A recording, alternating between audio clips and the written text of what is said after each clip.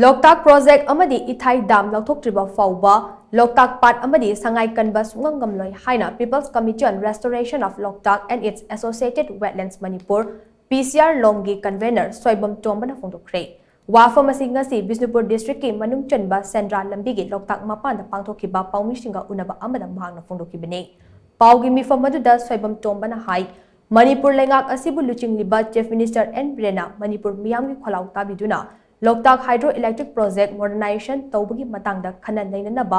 awangba thaki mifam ama kaukiba ajo PCR lomna taramna oi mifam maduda environmental state assessment tawnabagi matangda phongdokhiba amadi assessment ase Louthoktriphaoba Loktak Hydroelectric Project ase modernization tawdanaba phongdokhiba wafam adubuso hainingai leitana thakatpa phongdoi Hariba environmental state assessment ase Louthoktakpa Ithai Dam gi ising thingatuna thamliba ase thadokpiyu Hariba sing ase tawdrabadi haukiba tang tarada phongkiba miyanggi mifam amana lawkiba warep adu handokloi makhatana khongjang kaya changsingkhigani haibo wafam salam tombana makhatana thamki